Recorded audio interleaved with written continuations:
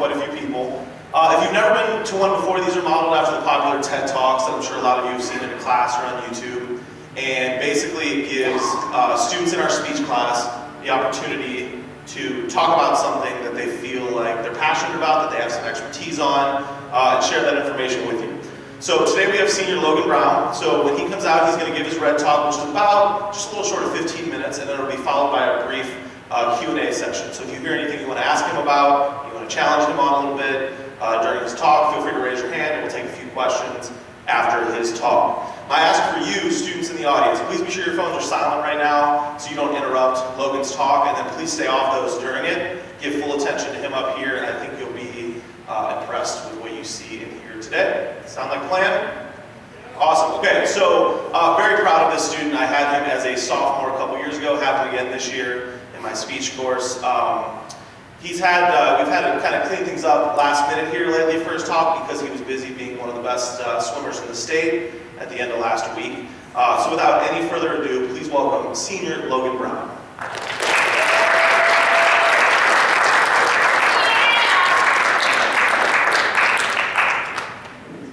Morning.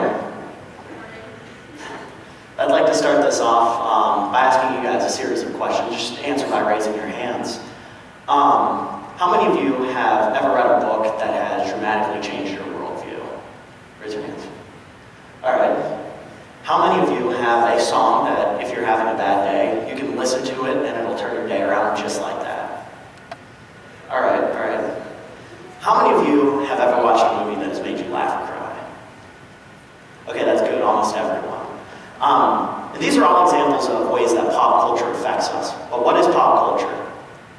The Webster Dictionary defines pop culture as modern culture transmitted through mass media targeted primarily at a younger audience, so teenagers. To help you guys better understand that pop culture doesn't have just one definition, I'd like to share what pop culture means to me. To me, pop culture is a way to learn about history and society and cultures and different people and different worldviews. But what happens when pop culture starts to affect us and starts to take hold of our lives in positive and negative ways? How does an obsession with pop culture dramatically affect our lives? What happens when pop culture consumes us? To start this off, I'd like to talk about my favorite form of pop culture, films. To better understand consumption, we need to understand its effect on us. And as a personal hero of mine, Walt Disney, once said, movies can and do have a tremendous influence in shaping young lives in the realm of entertainment towards normal ideals and objectives of adulthood. Now, no other film genre has impacted society other than war film. So much so that we have a class here taught by Mr. Bodine about war films. And many films, such as The Deer Hunter, Born on the 4th of July, and yes, even the science fiction film Aliens, have taught us and shown us what post-traumatic stress does to a person in their minds. And other films, such as Starship Troopers, have satirized war and pushed us away from war. But other films have oftentimes glorified war. Now, let's take a look at this graph real quick. I want you guys to pay attention to the blue line in particular. Look at 1980 and how it kind of stagnates up until 1986 and it starts to tick back up again. Does anybody know what happened in 1986?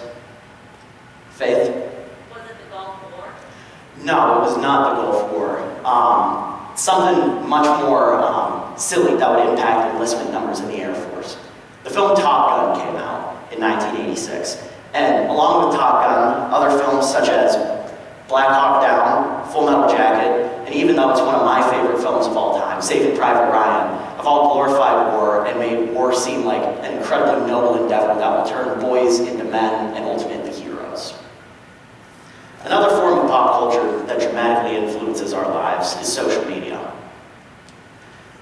In 2018, a movie called The Last Jedi came out, the 8th film in the Star Wars series, and most critics agreed that it was a good film. But many fans of Star Wars did not agree with this, and fan discourse played out on Twitter.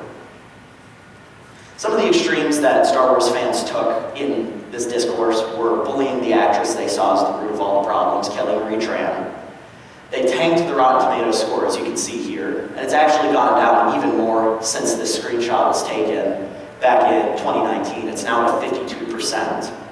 And many fans of other film series have given other films this treatment, such as Justice League, the Wonder Woman movies, Captain Marvel, and the Eternals. But social media has enabled a lot of other discourse to happen. I was taught this year by Mr. Roth that social media has tarnished quality discourse, and social media has led to people being able to say anything they want and almost always have an audience. And this has allowed even vocal minorities to sway opinions dramatically. For example, back in November of 2020, the 2020 election happened, and sitting President Donald Trump was defeated by current President Joe Biden. After this upset, many people believed that there was no way that Joe Biden won legally, and that the election was rigged in Joe Biden's favor, and this started many people to start using hashtag Stop the Steal. This ultimately led to people taking to social media services like Telegram and Parler to voice their opinions on this, and it allowed many people who believed that the election was stolen from former President Trump to connect with each other. And this ultimately culminated in the January 6th riot at the Capitol. And this event most likely would not have happened if it had not been for social media connecting these people together. And no other group of people has benefited greater from social media than celebrities. And celebrities oftentimes go through a cycle in their careers. They start off being talented, unknown people who begin to rise to prominence because of their talent.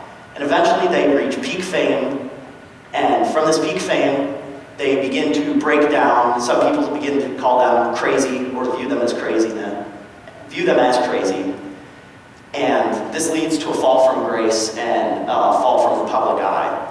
This has happened with celebrities such as Lindsay Lohan, Kanye West, Britney Spears, and Chevy Chase. But the issue, quite possibly, isn't the intense pressure that these celebrities are oftentimes under.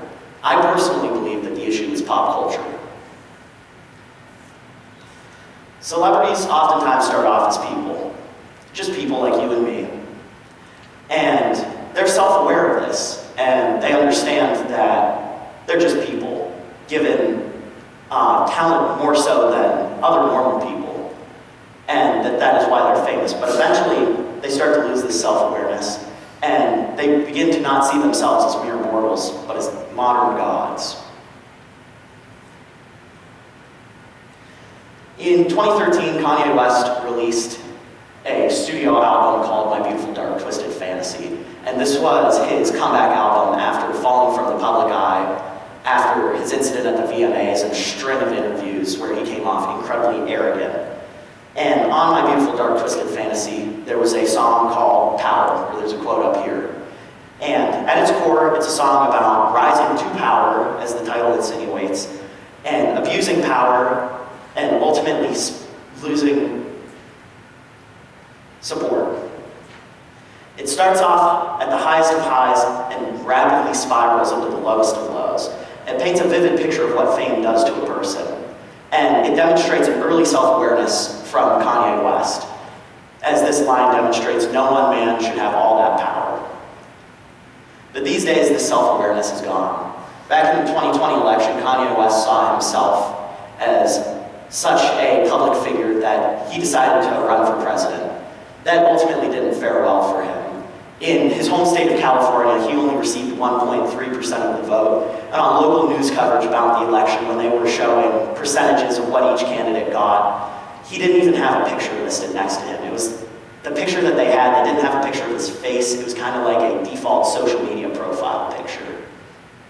And we see this pattern time and time again with celebrities.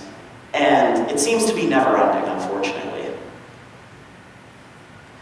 Another form of pop culture that greatly impacts us in our everyday lives is music. It's quite possibly the first form of pop culture that I was ever truly interested in. And music surrounds us in our everyday lives. I mean, Even my walking forms a simple rhythm pattern. So anywhere in our everyday lives, we can find music. So music naturally has the greatest impact on us, and musicians also naturally have the greatest amount of sway over us. For example, we oftentimes associate many points in history with different music. Take Creedence Clearwater Revival and Jimi Hendrix, for example. We oftentimes associate them with the Vietnam War. We also associate different types of music with different kinds of people. For example, dad rock. Dad rock is classic rock from like the 70s and 80s that your dad probably listens to, and hence the name dad rock. And many of these artists, musicians, tend to lend their voices to different movements. For example, there's Bob Dylan, there's Yout from the Beastie Boys, and there's a folk singer named Pete Seeger. Bob Dylan lent his voice to the civil rights movement, Yout lent his voice to the Taiwanese and Tibetan independence movement, and Pete Seeger lent his voice to the early workers' rights movements. Another artist who currently lends his voice to a movement is Neil Young. By show of hands, who knows who the hell Neil Young is? Okay, a lot more people than when I rehearsed this. So, a little background on Neil Young for those of you who aren't familiar with Neil Young. Neil Young started off in the mid-60s with a musical group called Buffalo Springfield, which he ultimately left to join up with Crosby, Stills, and Nash to form Crosby, Stills, Nash & Young. To give you some sort of idea how popular their music was, they played at Woodstock in one of the primetime midday slots. Recently, Neil Young has taken issue with Joe Rogan. How many of you know who Joe Rogan is? A lot more people know Joe Rogan than Neil Young. Okay. So recently, Joe Rogan signed a deal with Spotify worth $100 million to take his podcast exclusively to their platform. You can't listen to Joe Rogan's podcast anywhere else except on Spotify now due to this deal. And Neil Young took issue with a few episodes of Joe Rogan's podcast where he believed that he was spreading disinformation about COVID-19 and the COVID-19 vaccine. And he gave Spotify an ultimatum. Either they removed certain episodes of Joe Rogan's podcast or Neil Young took his music off of Spotify. Ultimately, Neil Young took his music off of Spotify, and Spotify has removed 3 episodes of Joe Rogan's podcast that they deemed spread misinformation, but this wasn't enough for Neil Young. There are many artists who have followed in Neil Young's footsteps, most of them 60s and 70s folk musicians. Joni Mitchell, for example, Crosby, Stills, Nash & Young, and another member of Crosby, Stills, Nash & Young who went on to have a solo career, Stephen Stills. And now you can't listen to any of Neil Young's music on Spotify. I believe there's 2 singles on Spotify from the Bright soundtrack Netflix film that came out a few years ago that you can listen to.